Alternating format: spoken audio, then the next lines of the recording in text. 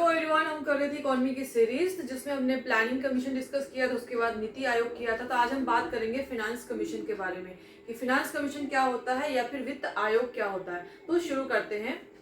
तो finance commission या वित्त आयोग क्या होता है, सबसे पहले बात करते हैं इसके नेचर की, इसकी प्रकृति की कि ये किस टाइप की बॉडी है। तो फिनांस कमीशन एक या वित्त आयोग एक कॉन्स्टिट्यूशनल बॉडी है। कॉन्स्टिट्यूशनल यानी कि संवैधानिक बॉडी है। तो हमने इससे पहले भी डिस्कस किया था कि जिस भी चीज का कॉन्स्टिट्यूशन या संविधान में जिक्र है, मेंशन किया गया है, उस बॉडी को हम कॉन्स्टिट्यूशनल बॉडी कहते हैं, राइट। तो फिनांस कमीशन क्या है, ये एक कॉन्स्टिट्यूशनल बॉडी है, संवैधानिक बॉडी है, प्लस एक ये क्वाज़ी जुडिशियल बॉडी है, यानी कि अर्ध न्यायिक बॉडी है। कुछ फिनेंशियल मैटर पे फिनांस कमीशन को कुछ भी रिकमेंडेशन देना होता है, इसलिए इसको हम अर्ध न्यायिक बॉडी कहते हैं। मतलब ये कोई किसी को पनिश नहीं कर सकती, ये ऐसी बॉडी है, इसलिए इसको हम अर्ध न्यायिक या फिर क्वाज़ी जुडिशियल बॉडी कहते हैं, राइट। देन बात करते हैं कि इसको कॉन्स्टिट्यूट कौन करता है। तो it is constituted by president. हमारे जो राष्ट्रपति होते हैं उनके द्वारा फिनांस कमीशन का गठन होता है, उनके द्वारा ये कॉन्स्टिट्यूट किया जाता है इस बॉडी को, ठीक है। देन किस आर्टिकल में, किस अनुच्छेद में इसका मेंशन है, किस आर्टिकल में, कॉन्स्टिट्यूशन के किस आर्टिकल में ये है। तो फिनांस कमीशन आर्टिकल 280 के क्लॉज 1 पार्ट 12 में है, राइट। तो क्लॉज 1 आर्टिकल 280 का क्लॉज 1 ये मैंडेट करता है, ये बताता है कि प्रेसिडेंट जो है हमारा वो फिनांस कमीशन को हर 5 ईयर पे या उससे पहले जैसे रिक्वायरमेंट होगी फिनांस कमीशन को अपॉइंट करेगा। तो ये आपको याद रखना है कि फिनांस कमीशन किस आर्टिकल में आया है। तो फिनांस कमीशन है आर्टिकल 280 में। अगर इसके टेन्योर की बात करें, इसका कार्यकाल, तो इसका टाइम पीरियड वैसे तो 5 इयर्स के लिए होता है, ठीक है। 5 इयर्स के लिए होता है, 5 इयर्स के लिए कॉन्स्टिट्यूट किया जाता है, लेकिन उससे पहले भी प्रेसिडेंट अगर रिक्वायरमेंट है तो इसको कॉन्स्टिट्यूट कर सकता है। देन हम बात करते हैं इसके स्ट्रक्चर की, यानी कि इसके संरचना की। तो इसमें एक तो जो हेड होता है वो होता है चेयरमैन, और इसके अलावा 4 अदर मेंबर्स होते हैं। एक अध्यक्ष होता है और 4 और मेंबर्स होते हैं। तो क्या क्वालिफिकेशन है जिसके बेसिस पर इनको अपॉइंट किया जाता है, उनका सिलेक्शन होता है, तो उसके बारे में हम बात करते हैं कि किस बेसिस पर चेयरमैन को या जो और मेंबर्स हैं उनको अपॉइंट किया। तो चेयरमैन की क्या क्वालिफिकेशन होनी चाहिए, क्या योग्यता होनी चाहिए जिसके बेसिस पर उसको as a chairman finance commission का अपॉइंट किया जाए, और जो 4 मेंबर्स और अपॉइंट किए जाते हैं उनकी क्या क्वालिफिकेशन होनी चाहिए या क्या योग्यता होनी चाहिए जिसके बेसिस पर उन्हें अपॉइंट किया जाए। तो सबसे पहले बात करते हैं चेयरमैन की कि चेयरमैन की क्या क्वालिफिकेशन या योग्यता होनी चाहिए। तो person should have experience in public affairs. कोई ऐसा इंसान जिसको पब्लिक अफेयर में एक्सपीरियंस हो, जनता के मैटर में एक्सपीरियंस हो, उसको ही एज अ चेयरमैन अपॉइंट किया जाएगा फिनांस कमीशन का, वित्त आयोग का। बात करते हैं 4 अदर मेंबर्स जो अपॉइंट किए जाते हैं। तो जज ऑफ हाई कोर्ट और qualified to be appointed as one. तो जो पर्सन्स इन 4 मेंबर्स में जो अपॉइंट किए जाएंगे वो या तो हाई कोर्ट के जज होने चाहिए या फिर उनके पास ऐसी क्वालिफिकेशन होनी चाहिए कि उन्हें एज अ हाई कोर्ट का जज अपॉइंट किया जा सके, राइट। अगली क्वालिफिकेशन, अगली योग्यता क्या है, a person having specialized knowledge in finance and account. जो भी पर्सन इन 4 मेंबर्स में अपॉइंट किया जाएगा उसको फिनांस में और अकाउंट्स में स्पेशलाइज्ड नॉलेज होनी चाहिए, क्योंकि फिनांस कमीशन का मेंबर हो रहे हैं तो जाहिर सी बात है कि आपको फिनांस या अकाउंट में नॉलेज होगी, तभी आप फिनेंशियल मैटर पे रिकमेंडेशन दे सकते हैं, राइट। तो फिनांस और अकाउंट में स्पेशलाइज्ड नॉलेज होनी चाहिए। Then experience in financial matters. Financial matter पे, वित्तीय मामलों में एक्सपीरियंस होना चाहिए। पहले भी कुछ इस एरियाज में अगर वो इंसान काम कर चुका है तो जाहिर सी बात है उसको इस एरिया में नॉलेज होगा। तो ऐसे ही लोगों को अपॉइंट किया जाएगा फिनांस कमीशन के अंदर। तो ये बात हो गई क्वालिफिकेशन की। तो अब हम बात करते हैं फंक्शंस की कि फिनांस कमीशन का फंक्शन क्या है, इसे क्यों अपॉइंट किया जाए। Now we will talk about the functions of the finance commission. Finance commission या वित्त आयोग के फंक्शंस क्या हैं। तो फिनांस कमीशन के फंक्शन को समझें इससे पहले हम समझते हैं कि फिनांस कमीशन की इंपॉर्टेंस क्या है, फिनांस कमीशन की जरूरत ही क्यों पड़ी। तो जैसा कि हमें पता है कि India is a federal state, there is federalism in India. तो in federation there is division of legislative, executive and financial powers between different level of government, that is central, state and local bodies. तो federation में क्या होता है, division होता है, कानूनी, executive और जो वित्तीय पावर होता है इसका डिवीजन होता है किसमें, डिफरेंट लेवल ऑफ गवर्नमेंट में, जैसे कि सेंटर, स्टेट और लोकल बॉडीज हमारे यहाँ होती है ना। तो फेडरेशन में क्या होता है, डिवीजन ऑफ पावर होता है, ठीक है। and it is duty of every government to perform its responsibilities towards its public while utilizing its own resources. तो हर लेवल पे जो गवर्नमेंट होती है, सेंटर पे जो गवर्नमेंट है या स्टेट लेवल पे जो गवर्नमेंट है या लोकल बॉडीज पे जो गवर्नमेंट होती है, जैसे कि म्यूनसिपैलिटीज, पंचायती राज, तो इनका इनका काम क्या होता है कि अपने जनता के थ्रू, अपने पब्लिक के थ्रू रिस्पॉन्सिबिलिटीज को पूरी करना वाइल यूटिलाइजिंग इट्स रिसोर्सेज। इनके पास जो अपने संसाधन है, अपने रिसोर्सेज है, उसको यूज करके अपनी जनता के लिए रिस्पॉन्सिबिलिटी, जिम्मेदारियों को पूरी करना, ये काम होता है फेडरल गवर्नमेंट्स का, डिफरेंट लेवल ऑफ गवर्नमेंट्स का। तो इस तरीके से हम देख सकते हैं कि इंडिया में जो फाइनेंशियल रिलेशंस हैं, तो financial relations are based on federal finance. Financial relation जो है, वित्तीय जो रिलेशन है डिफरेंट लेवल ऑफ गवर्नमेंट, वो किस पर बेस्ड है? फेडरल फाइनेंस पे बेस्ड है। यानी कि हर लेवल ऑफ जो गवर्नमेंट है उनके बीच फाइनेंशियल डिवीजन है, यानी जो फंड्स है उनके पास उसका डिवीजन है। हर लेवल ऑफ गवर्नमेंट के पास अपने अपने रिसोर्सेज हैं, उसको यूटिलाइज करके उनको अपने ड्यूटीज को, अपने कामों को डिस्चार्ज करना है, परफॉर्म करना है, राइट। तो यहाँ पर प्रॉब्लम ये आती है कि जो रिसोर्सेज है उसका डिवीजन किस तरीके से किया जाए। डिफरेंट लेवल ऑफ गवर्नमेंट्स में अलग अलग लेवल पे जो गवर्नमेंट है उसके बीच में जो रिसोर्सेज है, जो संसाधन है, जो फंड्स है, उनका डिवीजन कैसे किया जाए। जैसे कि सेंट्रल गवर्नमेंट टैक्स कलेक्ट करती है, तो अब स्टेट लेवल पे या फिर लोकल लेवल पे उसका डिवीजन कैसे किया जाए। तो उसके लिए एक इम्पार्शियल बॉडी की जरूरत थी, एक ऐसी बॉडी की जरूरत थी जो ये रिकमेंड कर सके, जो ये बता सके कि कितना परसेंट जो है, जो टैक्स प्रोसीड है, जो गवर्नमेंट को इनकम जनरेट हुई है, गवर्नमेंट को इनकम रिसीव हुई है, उसका कितना परसेंट जो है स्टेट के पास जाना चाहिए। तो इसलिए फिनांस कमीशन की जरूरत पड़ी, और इसलिए कॉन्स्टिट्यूशन में इसका मेंशन किया गया है आर्टिकल 280 में कि जो हमारे प्रेसिडेंट है वो हर 5 साल पे या उससे पहले जैसे रिक्वायरमेंट होगी फिनांस कमीशन को अपॉइंट करेंगे, राइट। तो आई होप आपको ये क्लियर हो रहा होगा कि हमें फिनांस कमीशन की जरूरत ही क्यों पड़ी, ठीक है।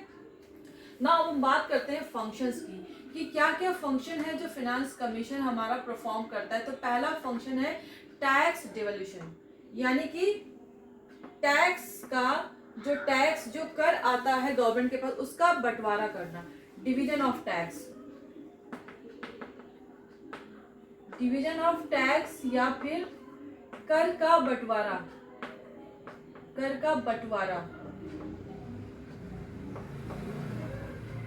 तो ये जो टैक्स है, जो इनकम गवर्नमेंट को रिसीव हुई है, उसका बंटवारा किस तरीके से किया जाए। तो ये 2 बेसिस पर होता है। एक तो वर्टिकल डिवोल्यूशन होता है, वर्टिकल डिवोल्यूशन इसको कहते हैं लंबवत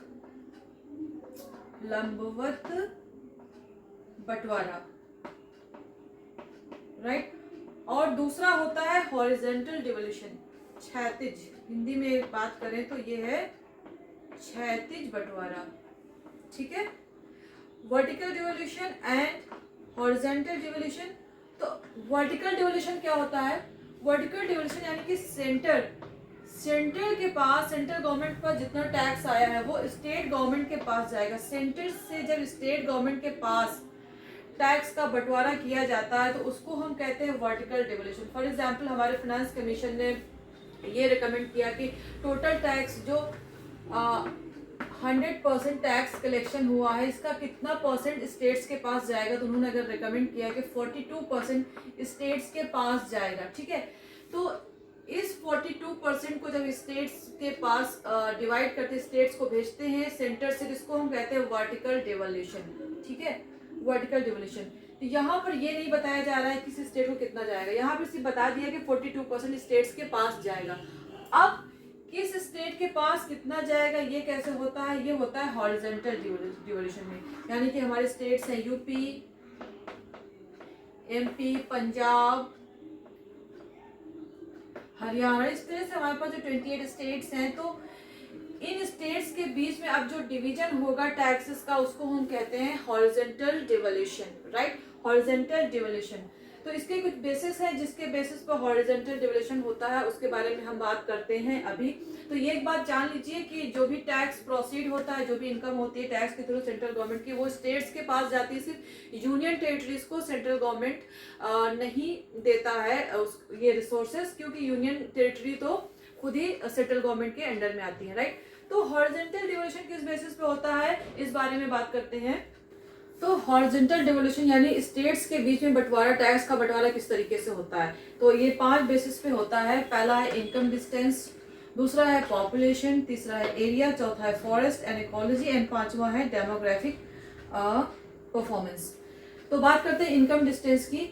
तो means low per capita income, Y यहाँ पे डिनोट कर रहा है इनकम को। तो किसी स्टेट की अगर पर कैपिटा इनकम यानी कि प्रति व्यक्ति आय अगर किसी स्टेट की कम है तो उस स्टेट को ज्यादा फंड दिया जाएगा, ठीक है। देन है पॉपुलेशन, मोर पॉपुलेशन मोर फंड्स। कोई स्टेट ज्यादा पॉपुलेटेड है, राइट, किसी स्टेट की पॉपुलेशन ज्यादा है, इट मीन्स कि वहां पे ज्यादा एक्सपेंडिचर की जरूरत है तो ज्यादा फंड अलॉट किया जाएगा उस स्टेट को। Then area, greater area of state greater requirement of the expenditure. किसी स्टेट का एरिया ज्यादा है ना, जोग्राफिकल एरिया ज्यादा है, तो उस स्टेट को भी ज्यादा फंड अलॉट किया जाएगा क्योंकि वहां पे भी एक्सपेंडिचर ज्यादा करना पड़ेगा, ज्यादा फंड की रिक्वायरमेंट होगी। Then forest and ecology, more green more funds. कौन सा स्टेट, किस स्टेट में ग्रीनरी ज्यादा है, फॉरेस्ट ज्यादा है, उस स्टेट को ज्यादा फंड दिया जाएगा, ज्यादा रिसोर्सेज उस स्टेट को दिए जाएंगे। इसका मतलब है कहीं ना कहीं हम ये इनकरेज कर रहे हैं कि अच्छा आप अपने स्टेट में ग्रीनरी को बढ़ावा दे रहे हैं, ज्यादा प्लांटेशन कर रहे हैं अपने स्टेट में, तो आपको ज्यादा फंड दिया जाएगा, ठीक है। देन डेमोग्राफिक परफॉर्मेंस, इसका क्या मतलब है कि it identifies the state efforts in controlling population. कोई स्टेट अपने एरिया में, अपने यहाँ पर कितना पॉपुलेशन को कंट्रोल करने में समर्थ रहा है, कितना उसने अपने स्टेट में पॉपुलेशन को कम किया है, वहाँ उस स्टेट में बर्थ रेट कितनी कम रही है। अगर बर्थ रेट कम रही है तो उसका मतलब है कि उस स्टेट को ज़्यादा फंड दिया जाएगा। तो यहाँ पर भी हम स्टेट्स को इनकरेज कर रहे हैं कि पॉपुलेशन को कंट्रोल किया जाए। जितना आप अपने स्टेट में पॉपुलेशन को कंट्रोल करेंगे, मेजर्स अडॉप्ट करेंगे पॉपुलेशन को कंट्रोल करने के लिए, उतना आपको फंड ज्यादा अलॉट किया जाएगा, ज्यादा रिसोर्सेज आपको दिए जाएंगे। तो इन 5 बेसिस पर हॉरिजॉन्टल डिवोल्यूशन होता है, यानी कि स्टेट्स के बीच में टैक्स का बंटवारा होता है, राइट। तो इतना डिटेल में आएगा नहीं, बट चूंकि मैं पढ़ा रही हूँ तो मैंने सोचा कि 2-3 मिनट एक्स्ट्रा लेकर आपको ये भी एक्सप्लेन कर दूं कि हॉरिजॉन्टल अगर डिवोल्यूशन हो रहा है तो किस स्टेट को कितना फंड देना, हमें कैसे पता चलेगा कि किस स्टेट को कितना फंड दिया जाए। तो ये इस बेसिस पर किया जाता है, क्लियर है। अब बात करते हैं दूसरे फंक्शन की। दूसरा फंक्शन है हमारा ग्रांट इन एड, राइट। दूसरा फंक्शन क्या है, ग्रांट इन। नेक्स्ट फंक्शन है grant in aid. Grant in aid यानी कि स्टेट्स को सहायता प्रोवाइड कराना, हेल्प प्रदान करना। तो it determines grant in aid out of consolidated fund of the government. Government का जो, सेंट्रल गवर्नमेंट का जो कंसोलिडेटेड फंड होता है उसके थ्रू जो है सेंट्रल गवर्नमेंट डिफरेंट स्टेट्स को टैक्स डिवोल्यूशन के अलावा जो है ग्रांट देती है, सहायता प्रदान करती है, हेल्प प्रोवाइड कराती हैं। तो इस बारे में ये बात करता है। Then strengthening local bodies, local bodies को मजबूत बनाना है। लोकल बॉडीज जैसे कि पंचायत, देन म्यूनसिपैलिटीज, उनको मजबूत करना, उसके लिए it suggest measures to strengthen the consolidated fund of the states so that they can supplement the resource of the local bodies। तो जो स्टेट गवर्नमेंट, जैसे कि सेंट्रल गवर्नमेंट का अपना कंसोलिडेटेड फंड होता है, कंसोलिडेटेड फंड के बारे में कभी हम अलग से बात करेंगे। तो जैसे कि सेंट्रल गवर्नमेंट का कंसोलिडेटेड फंड है, उसी तरीके से स्टेट गवर्नमेंट्स के अपने कंसोलिडेटेड फंड होते हैं। तो फाइनेंस कमीशन उन्हें मेजर सजेस्ट करता है कैसे आप अपने कंसोलिडेटेड फंड को बढ़ा सके, जिससे कि जो लोकल बॉडीज हैं जैसे कि पंचायत या म्यूनसिपैलिटीज है, उनके रिसोर्सेज को सप्लीमेंट कर सके, उनको सहायता आप दे सके, और सो दैट वो अपने फंक्शंस को, अपने रिस्पॉन्सिबिलिटीज को इजीली कैरी आउट कर सके, ठीक है। Then financial advisory. तो सबसे इम्पोर्टेंट काम क्या है फाइनेंस कमीशन का कि ये एक फाइनेंशियल एडवाइजरी गवर्नमेंट का। तो president may refer different matters to for the sound financial system of the country. अलग अलग मैटर्स जो होते हैं, फिनेंस से रिलेटेड जो भी मैटर्स होते हैं, प्रेसिडेंट जो है वो फाइनेंस कमीशन को रेफर कर सकता है कि अच्छा आप इस मैटर पे हमें बताइए कि इसको किस तरीके से सॉल्व कर सकते हैं। फॉर एग्जांपल अगर हम पब्लिक डेट की बात करें तो डेट मैनेजमेंट के बारे में प्रेसिडेंट जो है रेफर कर सकता है फाइनेंस कमीशन को भी। डेट क्या होता है, देश का कर्जा, अगर कर्जा बढ़ रहा है तो उसको किस तरीके से डील किया जाए, उसको किस तरीके से मैनेज किया जाए। तो इस मैटर, इस तरीके से बहुत सारे मैटर्स होते हैं जिस पर जो है प्रेसिडेंट फाइनेंस कमीशन को रेफर कर सकता है, और बदले में फाइनेंस कमीशन रेकमेंड करता है, सजेस्ट करता है कि अच्छा इसको किस तरीके से हम सॉल्व कर सकते हैं, किस तरीके से मैनेज कर सकते हैं, राइट। Then recommendation.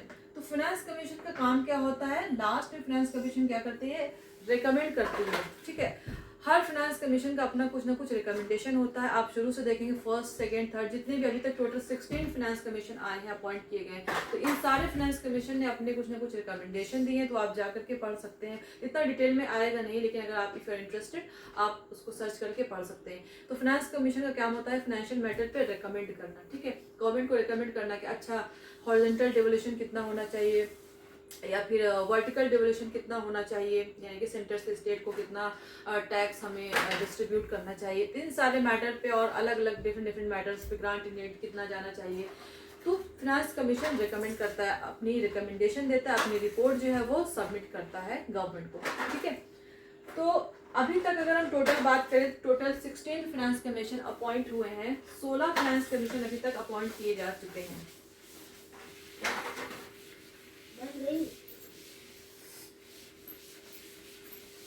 टोटल अगर हम बात करें, टोटल कुल 16 फाइनेंस कमीशन अभी तक अपॉइंट किए जा चुके हैं, ठीक है। फाइनेंस कमीशन अभी तक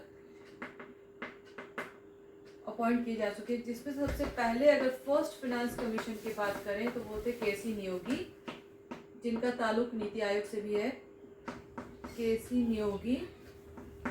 और 16th जो अभी चल रहे हैं फाइनेंस कमीशन, यानी कि हम चेयरमैन की बात कर रहे हैं, फर्स्ट फाइनेंस कमीशन के चेयरमैन थे केसी नियोगी, 16th फाइनेंस कमीशन के चेयरमैन है डॉक्टर अरविंद पनगड़िया, राइट, ठीक है। तो ये फर्स्ट और लास्ट है। अगर आपको सारे फाइनेंस कमीशन का नाम जानना है तो आप लिस्ट सर्च करके देख सकते हैं। शुरू के 3-4 रन कर लीजिए और 13, 14, 15, 16 कभी कभी क्वेश्चन आ जाता है 15 फाइनेंस कमीशन के अध्यक्ष कौन थे, या फिर 14 या 13, इस तरीके से क्वेश्चंस आ जाते हैं, ठीक है। तो अगर फाइनेंस कमीशन की बात करें तो ये चीज़ आपको याद रखनी है कि एक एडवाइजरी बॉडी है, government is not bound to follow its recommendation, ठीक है। एडवाइजरी बॉडी, इसका काम करना है एडवाइस करना, गवर्नमेंट को रिकमेंड करना, बट गवर्नमेंट लीगली बाउंड नहीं है कि इसको जो है इसके रिकमेंडेशन को फॉलो करना ही करना है। So that's all for today, thank you very much.